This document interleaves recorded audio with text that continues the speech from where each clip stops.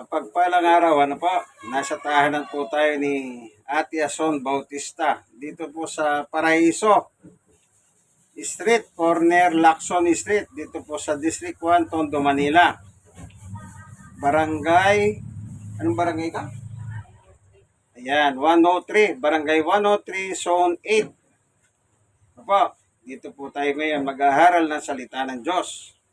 Panginoon Diyos, samahan mo po kami sa aming pagbubulay ng iyong salita sa pagkakataon na ito na ikaw po magpaliwanag sa amin, buksan ang puso namin upang aming pagkinabangan ng pagkain pang-espiritual. Ganon din po yung mga nakikinig o manonood ng aking video.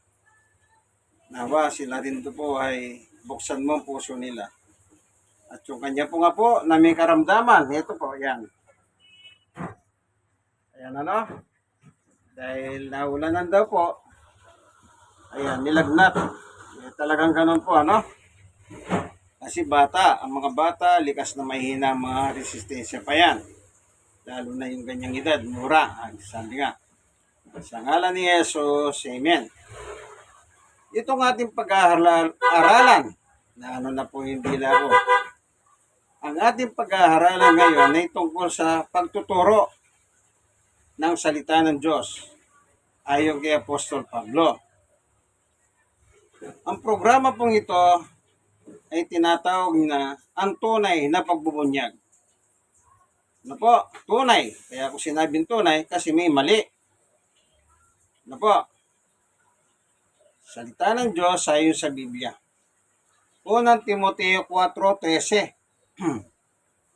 Sabi ni Pablo kay Timoteo, Timoteo, abang wala pa ako riyan, iukol mo ang iyong panahon sa pagbabasa ng kasulatan sa harap ng mga tao, sa pangangaral at sa pagtuturo. O, maliwanag, ano po? Kapag ang isang tao nangangaral, kailangan nagbabasa siya ng Biblia sa harap ng mga tao. Ibig sabihin, ano man ang reliyon mo, pwede kang makinig. Kasi walang nakalagay dito, ay, pagka may reliyon, wag mo na pupuntahan. Lahat naman ng tao may reliyon eh. Bakit sinabi ng iukol mo ang panahon mo sa pagbabasa ng Biblia sa harap ng mga tao? Ang totoo niyan, kung minsan may mga taong reliyoso, kung mali ang kanilang parahan, pag nakinig sila, yun ay parahan ng Diyos para baguhin ang kanilang pananampalataya.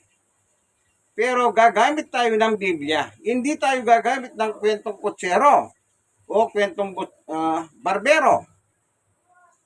Kundi babasa tayo ng Biblia kagaya ng ipinagutos ni Apostol Pablo kay Timoteo. Ano po? Ulitin natin. Unang Timoteo 4:13. Sabi niya kay Timoteo, abang wala pa ako riyan, iukol mo ang iyong panahon sa pagbabasa ng kasulatan sa harap ng mga tao, sa pangangaral at pagtuturo. O, kita niyo po? Pangangaral at pagtuturo. Pero ang gagamitin mo, Biblia, ganito. Puntahan natin yung sulat niya dito. Sa ikalawang Timoteo 3, ito po, ang sabi pa ni Pablo kay Timoteo. Sa 3, basahin ko po, ano? Ito, 14. Ngunit ikaw magpatuloy ka sa mga haral na natutunan mo at matibay mong pinaniniwalahan sapagkat kilala mo ang mga nagturo nito sa iyo. O, sino nagturo kay Timoteo? Si Pablo. Sino si Pablo? Apostol ng Diyos kay Kristo. Kung ano tinuturo ni Timoteo, tinuturo ni Pablo, lahat yun galing kay Kristo. Anong tawag dyan? Christ teaching. Ano po? Kaya sabi niya, ngunit ikaw magpatuloy ka sa mga haral na natutunan mo at matibay mong pinaniniwalahan. Yun po ang importante, yung Christ teaching. Dapat yun ang matibay mong paniwalahan, kaibigan. Tuloy. 15. Mula pa sa pagkabata mo na ang banal na kasulatan na may kapangyarihan sa iyo. Ito, mula pa sa pagkabata, alam mo na ang banal na kasulatan na may kapangyarihan magbigay sa iyo ng karunungan tungo sa kaligtasan sa pamamagitan ng pananampalataya kay Kristo Jesus. Ano turo? Kaligtasan. Kaligtasan. Verse 16. Ang lahat ng kasulatan ay kinasihan ng Diyos at kapag-ipanginabang sa pagtuturo ng katotohanan. Yung katotohanan, salita ng Diyos po yan. Sa 1:17-17.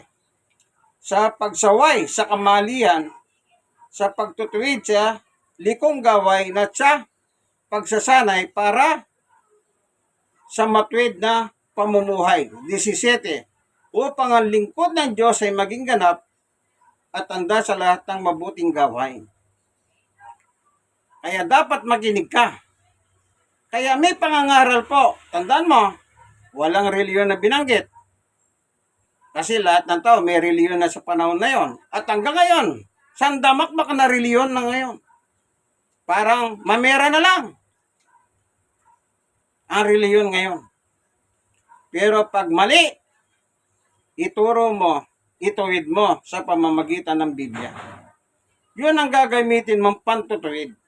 Hindi yung kung nag-aral ka, isa kang titulado, lalo na kung natapos ka cum laude, summa cum laude, hindi pangkaraniwan, kaibigan. Yung maging cum laude at summa cum laude.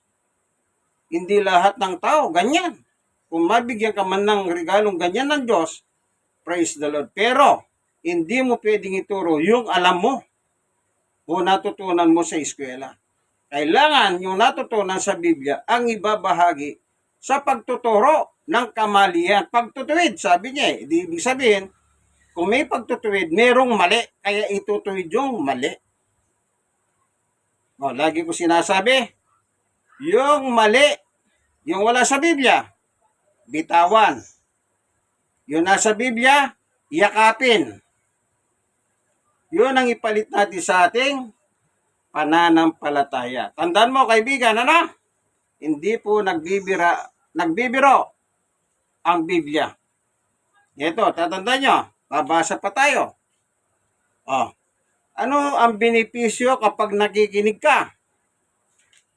Ayon kay Apostol Pablo, si Pablo na naman.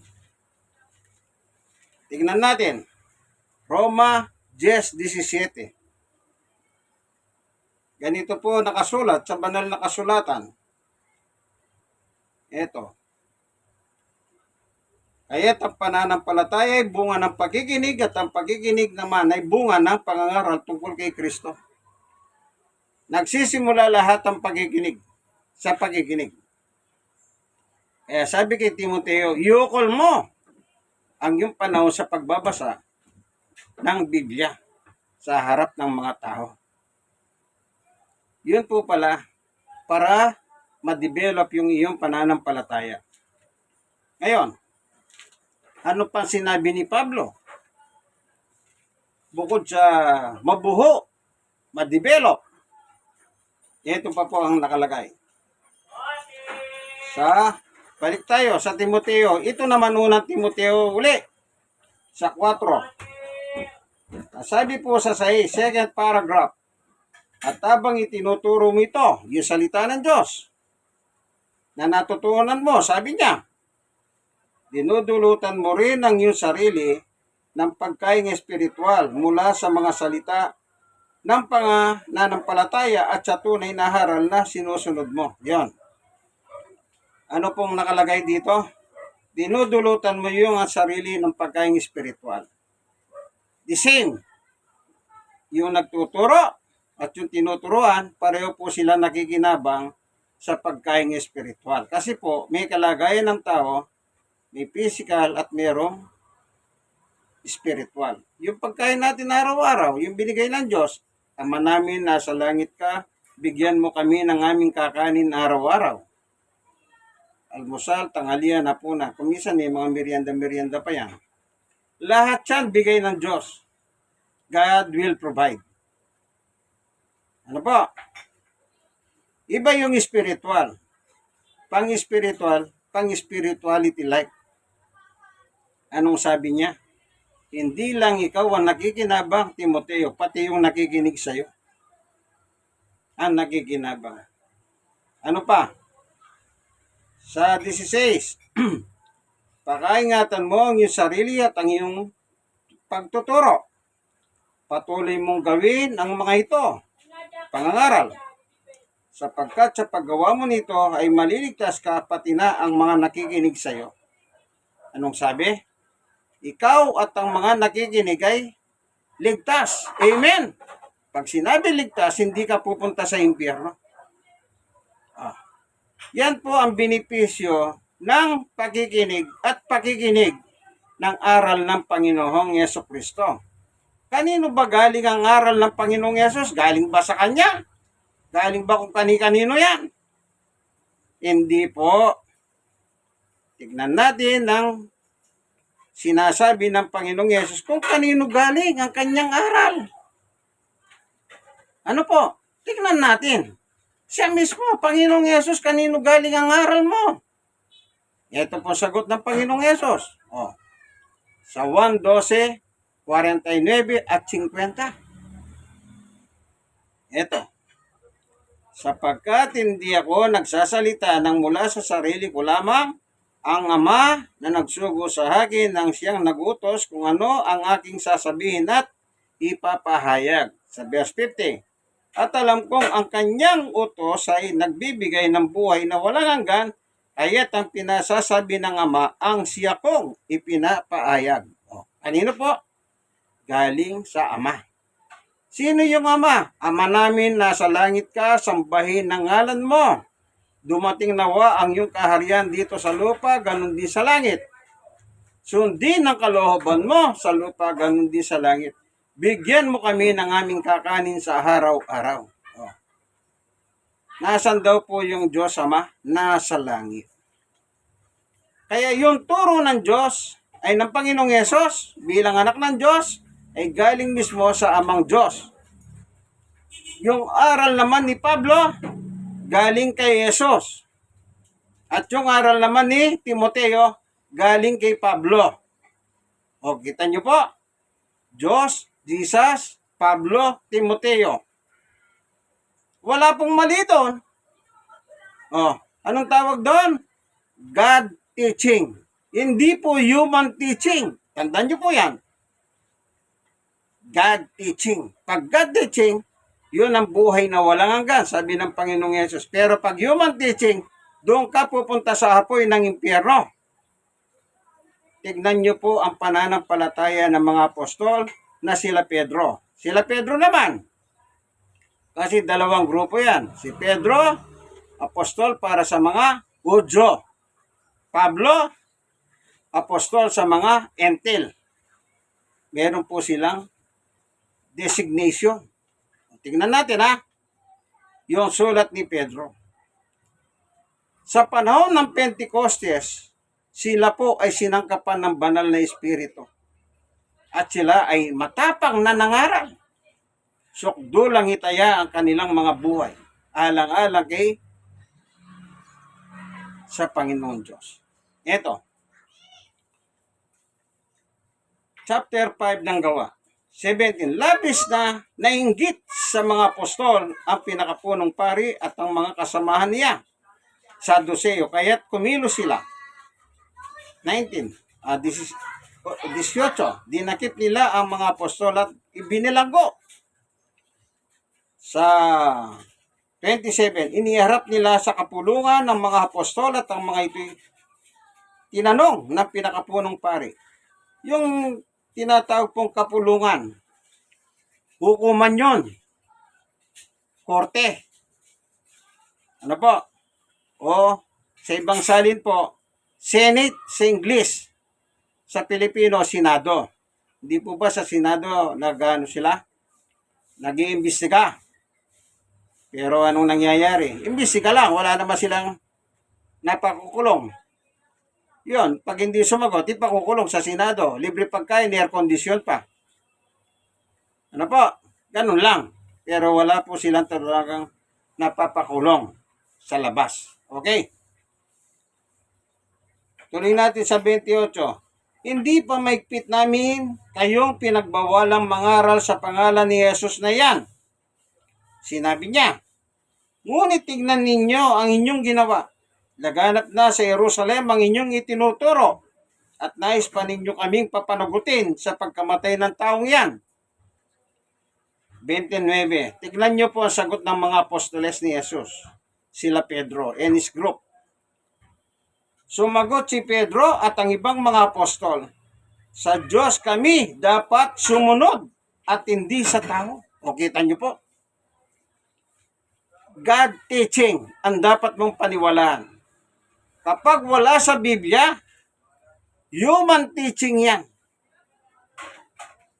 Kung yung nakasulat sa Biblia, yan lang ang iyong papakinggan at paniniwalahan para wag kang parusahan ng Panginoon Diyos. Kaya sabi ko nga po, lahat may reliyon. Pag may mali, palitan yung aral mo. Itapon yung maling aral at yakapin mo yung tunay na aral na nakasulat sa Biblia ayon kay San Pablo. O, maliwanag ba yan, kaibigan? Wala po tayong hokus-pikos. Lahat naman po nakasulat. Ano? Lahat nakasulat. Wala tayong dinadagdag. Meron pa tayong babasahin. Kapag pinakialaman mo ang sulat ng Diyos, pinakialaman. Yun nakasulat, pilit mong binabago. Mag-ingat ka. Yan po sinasabi ko sa iyo. Mag-ingat ka. Bakit? Bakit ko sinabing mag-ingat ka? Tingnan po natin ang nakalagay sa Biblia. Ang ginagawa po natin, puro pagbabasa. Hindi tayo nagkukwentuhan dito ng kwentong kutsero, kwentong barbero, kung ano na. Marites, maritos, kung ano pang tawag nyo. Biblical teaching lang po tayo. Ito po, sabi ko, wag nyo pakialaman. Pag binago nyo, lagot kayo. Kawikahan 30, verse 5. Ang lahat ng salita ng Diyos ay mapapanaligan. At siya ang kanlungan ng mga nananalig sa Kanya. Verse 5 yun ha. Kapag nananalig ka, hindi mo na pinakikialaman ang salita ng Diyos. Bakit? Ang sabi niya, mapapanaligan yan. Ibig sabihin, tama yan. Huwag mo nang pakialaman. Pero pag pinakialaman mo, sa verse 6 ang nakalagay para sa iyo, pakialamero ka. Huwag mo daragdagan ang kanyang salita sapagkat pagsasabihan kanya bilang isang sinungaling. Kita niyo po. Kung ano po yung nakalagay, tama na. Huwag na po kayong mag-imbento pa. Yung iba kasi nag-iimbento pa eh. Yung iba nag-iimbento pa. Huwag na po kayong ganon. Huwag na pong malikot ang inyong isip. Kung ano yung nakasulat. Praise the Lord. Pero pag nilikot mo yan, gagawin ka sinungaling ng Diyos. At kapag sinungaling ka, at kapag yan ang stand mo hanggang mamatay ka, parati mo sinasabi, si Jesus ay tao, hindi naging Diyos kailanman. Okay lang yung sabihin mong si Jesus ay tao dahil may nakasulat po talaga. Nagkatawan tao, kaya siya ay tao na nakikita nila. Nagkatawan tao hindi antimano tao. Iba po yung antimano tao, iba yung nagkatawang tao. Ang nagkatawang tao, yung walang katawan ng tao. Si Jesus yun. Basahin natin, nagkatawang tao ba nakalagay? O antimano tao? Basahin ko po, sa 1.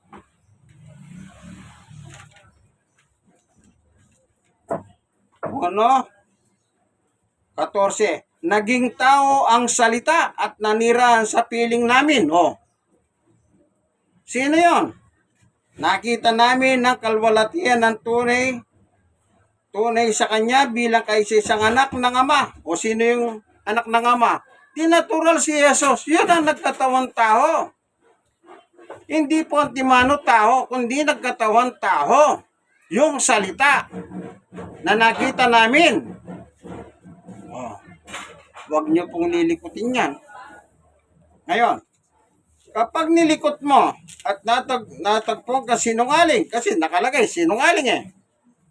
Kalwikahan 36, chapter 30, verse 6. Pag pinakialaman mo, lalabas sinungaling ka. Pag sinungaling ka, sabi ni Juan, ito na.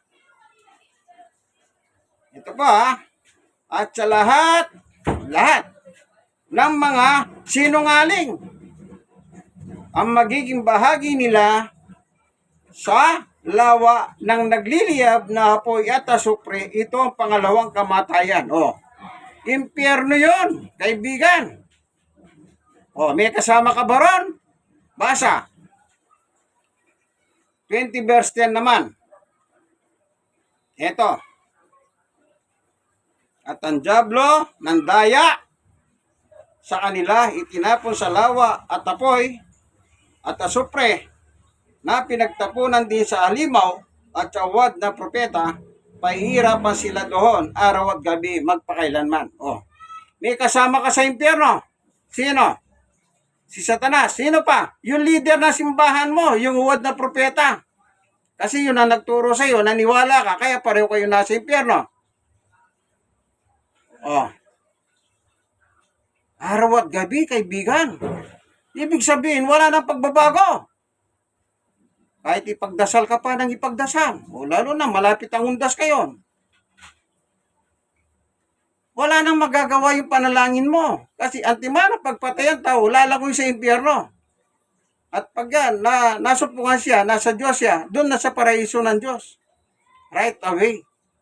Pag umiwala yung kaluluwa ng tao, sa isang saglit lang kasing bilis ng pikit ng mata.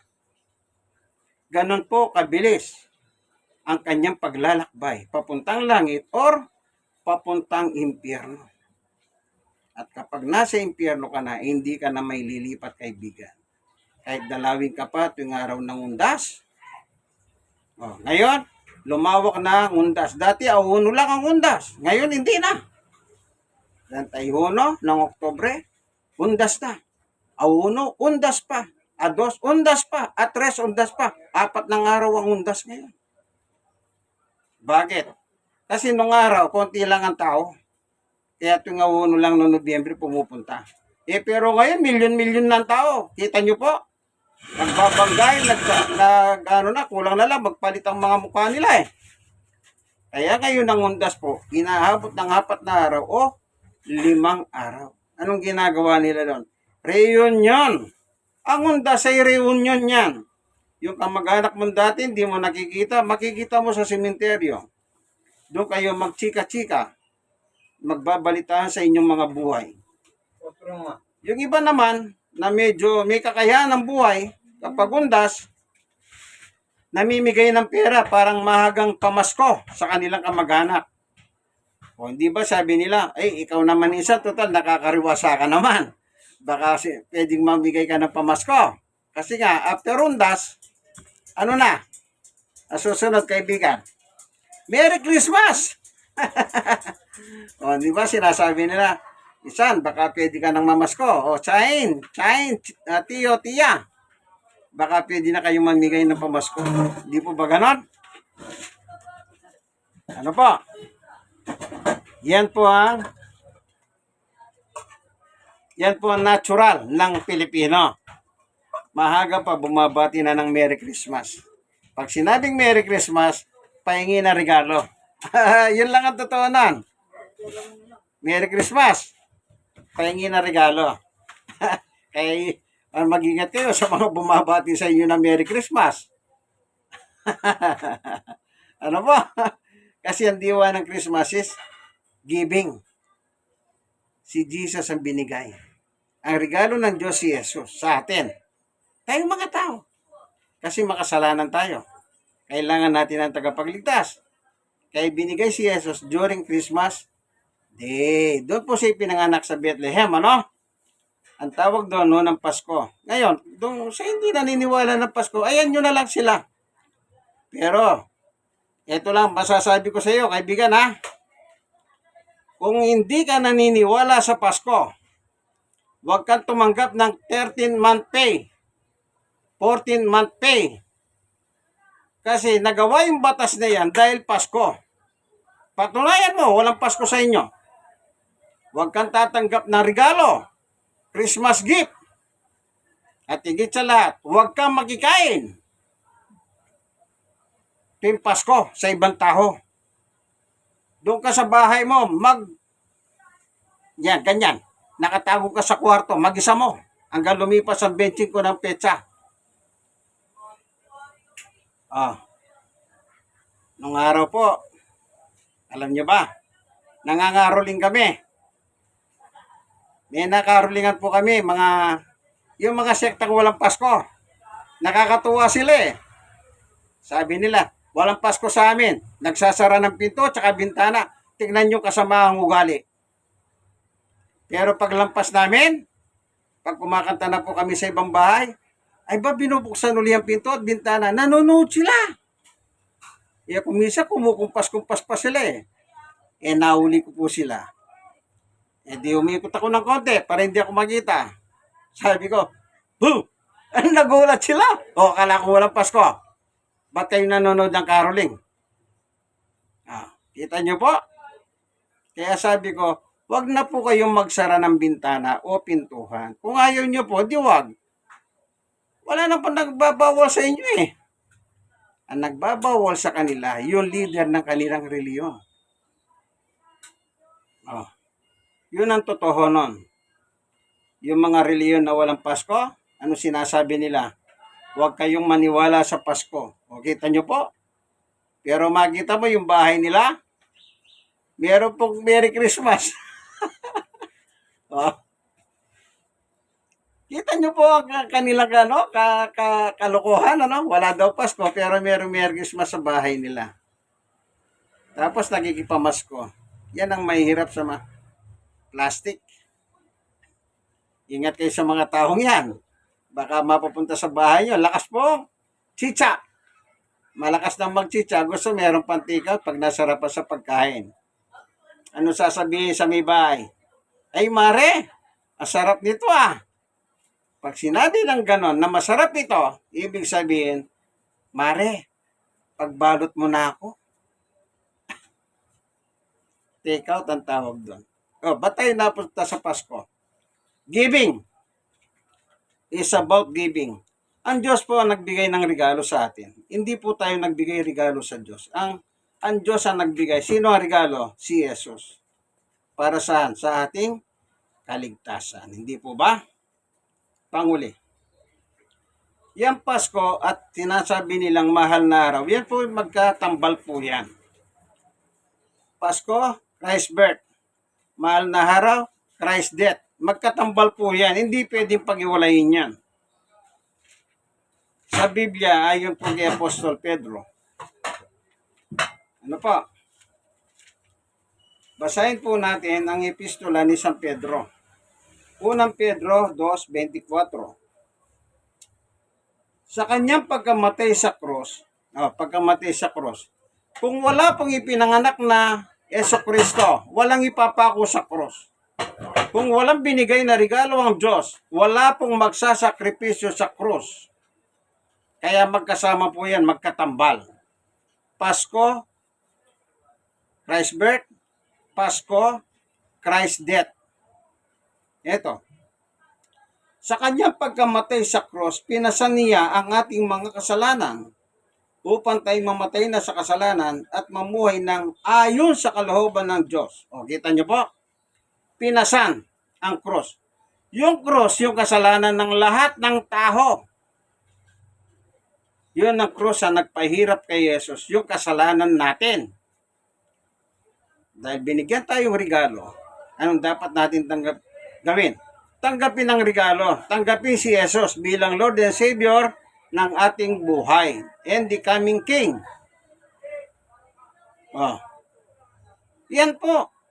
Kaya ang Christmas ay giving. Pero hindi po material. Ang nangyari ngayon, ang Pasko, material. Kita nyo yung negosyante? Ang laki ng kita. Titinda sila ng mga produktong pang Pasko. Ah. Sinamantala, ang Christmas ngayon parang commercial na. Wala na yung diwa ng Pasko. Ano yon? Yung ibinigay si Jesus.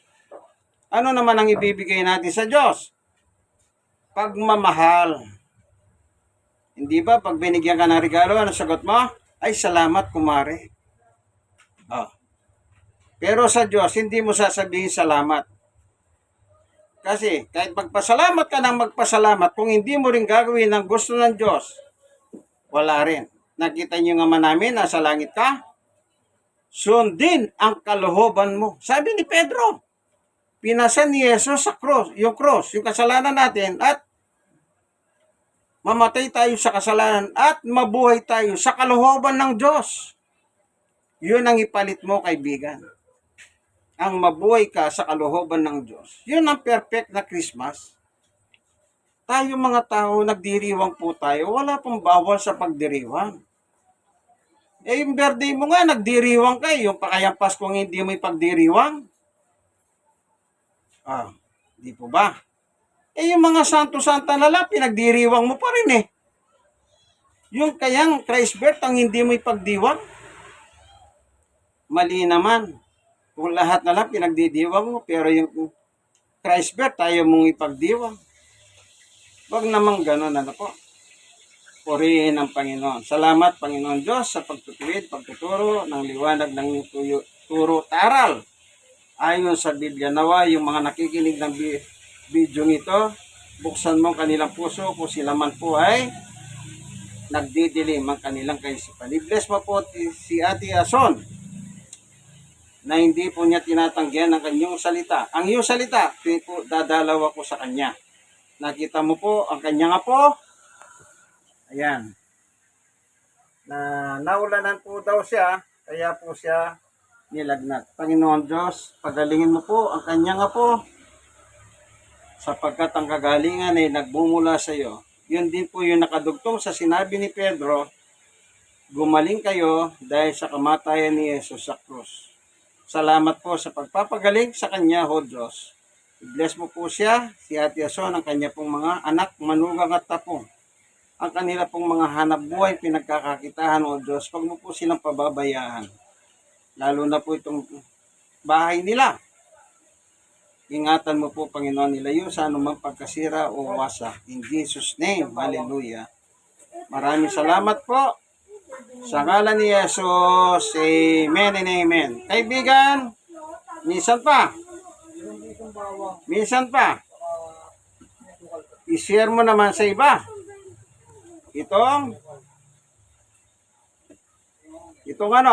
Itong aking munting video. Bakit? Malay mo, yung makapanood ng aking video, magliwanag sa kanilang isip ang salita ng Panginoon. Minsan pa, ito po ang inyong kaibigan kay Jesus, Brother Manny Bautista. Nasa programa po kayong ang tunay na pagbubunyag ng katotohanan o salita ng Diyos ayon sa Biblia. Maraming salamat po. God is good. All the time. Amen. Hanggang dito na lamang po, kaibigan. Ano po? Merry Christmas sa inyong lahat.